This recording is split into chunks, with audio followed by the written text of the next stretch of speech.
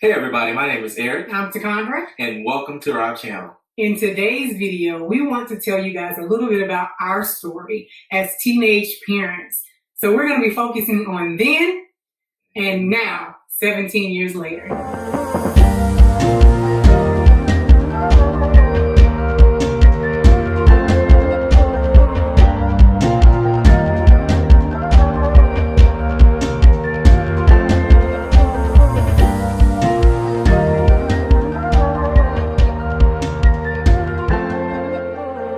So our story began at the age of 9 and 10 years old. We grew up in the church together. Our families are closely knit, almost to the point where we had to make sure we weren't kissing cousins, right? Right. So we went through middle school, we went through high school together, off and on in our relationship. And then it happened. What happened, man? It happened. It happened. It's happened. So, of course, today we're talking about our experience as teenage parents. So, it happened. 1 + 1 = 2. Yeah. Yeah, not 4. Look. 2. We became teenage parents. At the age of 17 and 18, we got pregnant. I was a senior in high school. He had just enlisted into the Army and had finished up his basic and job training. So many circumstances surrounding our situation at that time where it was just very emotional. And it was kind of like all over the place. I remember it being that way for me. So, of course, we want to talk about our journey from the point of finding out we were pregnant to having a child as teenagers, and of course the impact it's had on us over the years and where we are currently now that it's been 17 years later. So there I was in New York at my first duty station, just trying to get settled in, and I get a phone call probably about a month after I was there, and she gave me this news that I was just not expecting. I couldn't believe that she was pregnant, even though he knew he got me pregnant. Right. Yeah, I knew what happened and what led up to it, but that was like the last thing I could ever imagine during that time period. And so it was just a rush of emotions. I didn't know who to tell, what to do. Like, life just flashed right in front of my eyes. Yeah. I mean, we were on 2 different paths at that time. Right. As I mentioned, I was a senior in high school. I just got accepted into the University of Florida. I was planning to attend college. He was in the military, just starting out. No telling what type of plans he had already, had in his mind. So it was just like a very huge shock. It was a shock for the both of us. Yeah. And I can honestly say, even at that time, our relationship wasn't stable. We were friends, but we weren't really in a relationship together. We had decided to part ways, and to just explore what was ahead of us.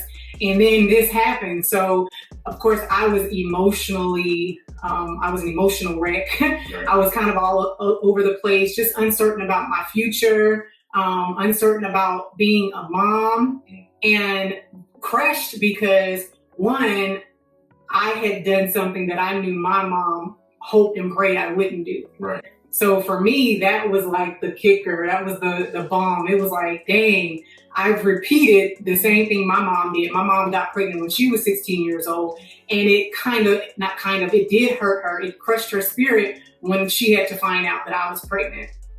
And so telling him and, not getting the response that I hoped for right away, it was just a lot going on. The journey of being pregnant wasn't as happy or joyful as I would have wished it was. I did my best to make the best of it, but just in all honesty, I was sad. Like, I was uncertain and I didn't want to be pregnant. I did consider abortion, thought about it, never went, thank God, but I did consider it. And so these are just some of the emotions that you deal with as a teenage parent or just a teenager becoming pregnant. You just have all of these emotions and these decisions that you have to make when you really aren't even in the mindset to really make decisions like that. Right. I really think the weight of it was just, I think, letting down our parents. to a certain extent, and just our family in general, because like we said before, our families were very close. We were very active in church and these things. And so during this transition, here I am, I'm gone, and you were pretty much there, by yourself, at the church. And so I think the weight of that, just happening so fast, and then really just having to look at everybody in your face alone, for you. Me, I was more like, okay, I just got to make phone calls, but I'm not going home for a while, And so by the time, in my mind, I'm like, by the time I get home, everything should be good. Everybody should be lovey-dovey, and I'm going to come out the hero. But really, I was the zero in the whole thing because I was just so immature. And it really humbled me because I knew I was not ready to be a grown man, even though I had been doing grown man things. Mm-hmm. It was tough. Okay, it was very tough. Like he said, dealing with the weight of our decision and our sin, if you will. Because I was the good girl, I was the one that couldn't do any wrong. I was the last one that they expected to get pregnant in our community. Okay, but like he said, there was just so many other things that happened during that time of me being pregnant. We didn't get to see each other the entire 9 months I was pregnant because, of course, he was in New York, I was in Florida. And then the night I went into labor, he got on the road. He was getting on the road to come to Florida, and I went into labor. So he didn't make it the day that I gave birth to Maya. He came the day afterwards. But I really want to talk about the birthing process because that was complicated.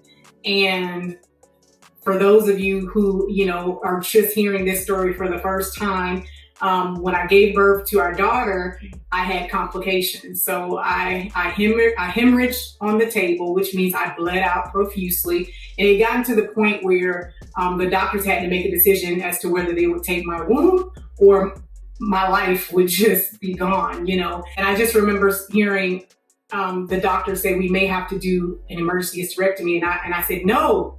And my grandmother was like, be positive, Condra. So I'm like trying to be positive. And then next thing you know, I remember fading, and I remember seeing lights above me, and I remember hearing voices. And I remember hearing one nurse say, she's only 18.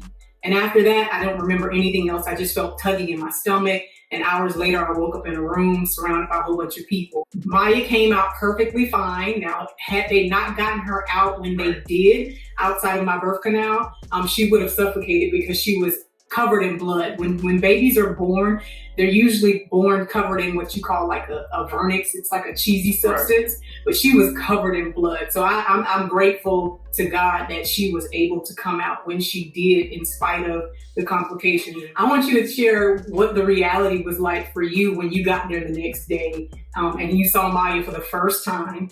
Mind you, like I said, we hadn't seen each other in the entire 9 months of pregnancy. So what was that like for you? Just that 21-hour drive from New York, my mind was all over the place. It's like, okay, how am I going to do this? What am I getting into? We're not on the best of terms.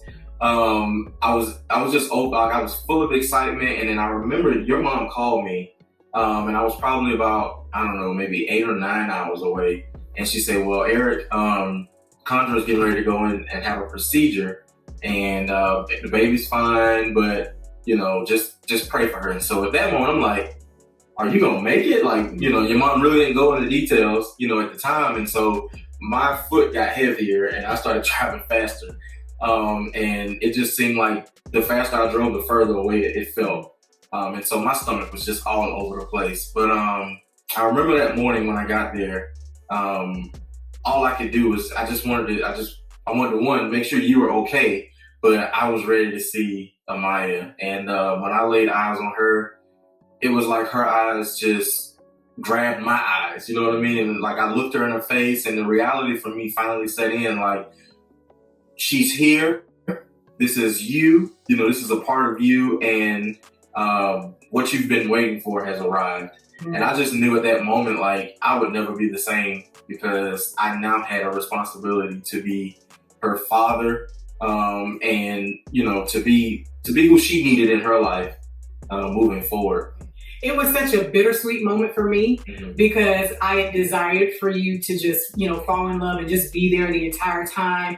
But I also knew that we were on the best of terms and there was still so much uncertainty about where we stood in our future and how we would move forward, with parenting her, all kinds of things. Right. He was also getting ready to deploy to war in Iraq. So there was just a pile of circumstances, that just made it crazy. It was just crazy.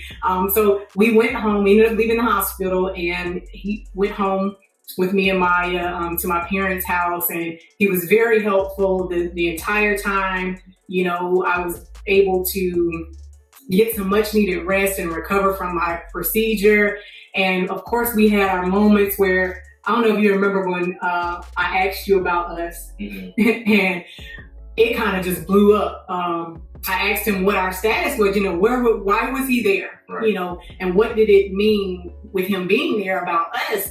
And I remember I can't remember exactly if you were in a relationship or had been talking to somebody, and I just kind of blew up because I had been holding in all kinds of emotions for over 9 months, and I just seen him. Eric was the type, and still is, my weakness, right? Like I could be so mad at him, and as soon as he comes in the room, I see these little hearts popping over his head, and I'm just like, oh, I can't stand. But yeah, he had that effect on me, okay? He still does. He still has that effect on me. I don't know if it's a blessing or a curse. Okay, but I just remember blowing up on him and just like, why are you here? If you don't want to be with me, if you don't want to, raise her with me, don't be here. In essence, is what I was saying. And he was just like, well, you want me to leave? And I'm like, no. No. But just so many emotions, you guys. So I set aside my pride and my emotions, and I just wanted to magnify the time that they had together because I knew he was getting ready to leave. Right. In a month. You left a month after she was born? Yeah. It was in November. About 2.5 months. Yeah. So I just wanted to make sure that, he enjoyed that time with her, and I did the best that I could, while he was away, to ensure that she remembered his voice, she remembered his face, because Grant, she was only a baby at this point. Right. And you went away. He came back 6 months later, I want to say. She was around 5 or 6 months. 5 months when he came back for rest and relaxation, what they call R&R, his little break from war. And I was so concerned that she would not remember who he was. And I mean, I'm telling you, I used to put pictures of his face in her crib, and I would do all kinds of things, play videos with his voice to ensure that she remembered who he was. So when he came home that day, we all met up at a restaurant. And when we got out of the car and he was standing up there, I remember she locked eyes, and it was like they had this eye connection thing. And she was kind of hesitant at first to go to him. But when she did get in his arms, she just kind of looked into his eyes. She looked into your eyes, and I was like, she remembers who he is. And that was just such a beautiful moment. It was so beautiful. And from that point forward, they were inseparable. While I was deployed in a way, it was very tough because I had to basically watch my baby grow her first year through videotapes, which to this day I commend my wife for doing that because she didn't have to do that. But she made it a point, and a priority to make sure that I didn't miss those moments. So thank God for that little bit of technology during that time where, you could record. VHS tapes and pictures where we had to actually take the photos. Absolutely. And get the, what you call it? The film and all of that stuff. Get the film process, back in them days. So I literally watched her first year, on camera, crawling, to standing up, to walking and running, and all of that stuff I experienced, away. So as that year went by, my anticipation and I just was so ready to get home, so ready to be reconnected, even though we had just seen each other for that short period of time during R&R. And so it was a year, like he said, a year gone by, and he decided when he came home that he wanted to pop the big question. That's right. Take over. And I don't know why. So let's talk about